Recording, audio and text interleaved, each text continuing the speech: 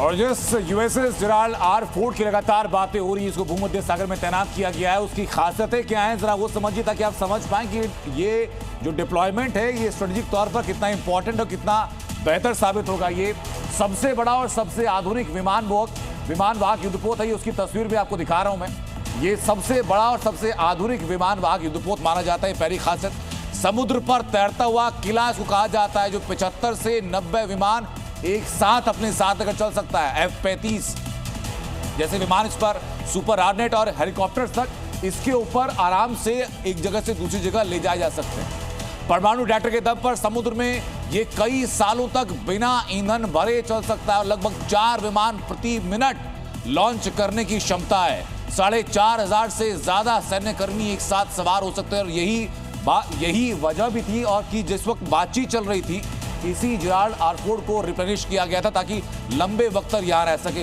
भाई साहब, अगर आप आए और जेराल्ड आर फोर्ड की खासियत के बारे में बता पाए और क्यों ये इतना इंपॉर्टेंट माना जा रहा है इस वक्त पर। देखिए, जैसे 2 विमानों का पोतों का जिक्र किया गया है, वह एक यूएसएस अब्राहम लिंकन और दूसरा जेराल्ड फोर्ड। जेराल्ड फोर्ड जैसे आपने बताया, इसमें 70 अपने जहाज और 90 हेलीकॉप्टर इसके ऊपर तैनात होकर के उड़ान भर सकते हैं जी।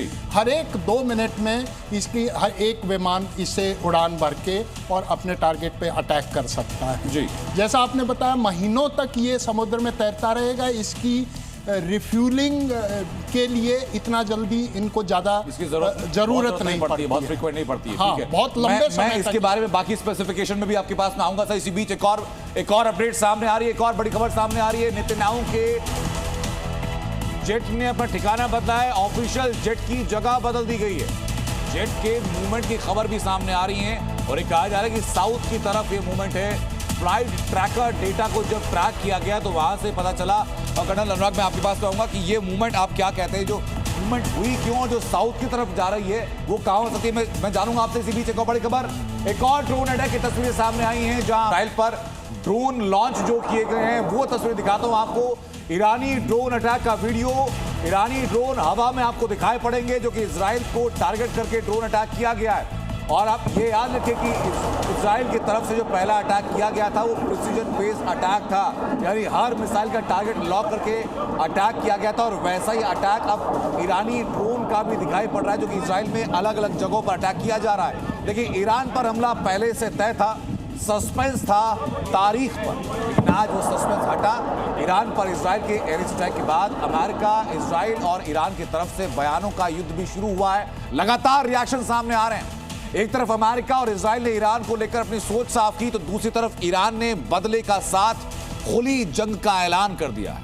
शनिवार सुबह करीब 9 बजे ईरान की राजधानी तेहरान इजराइल और अमेरिका के ज्वाइंट अटैक से दहल उठा और तेहरान से शुरू हुआ हमला ईरान के 8 शहरों तक फैल गया। इजराइल ने ईरान के तेहरान, इस्फहान, बुशहर, बंदर अब्बास, देशफुल, खुरमाबाद, गारंडरेह और आजिब में बारूद बरसाया।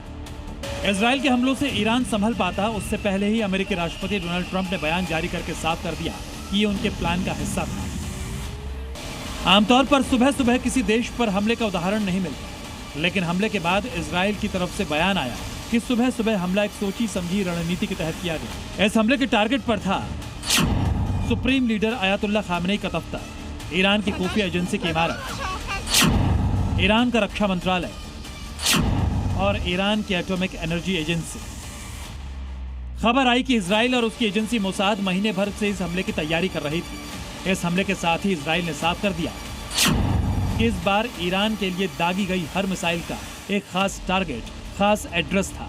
अपने दूसरे कार्यकाल की शुरुआत के साथ ही डोनाल्ड ट्रंप ईरान पर बेहद आक्रामक नजर आने लगे थे। साथ ही ईरान के न्यूक्लियर प्रोग्राम को लेकर नेतन्याहू और ट्रंप की सख्ती ने ईरान पर हमले की भविष्यवाणी कर दी थी।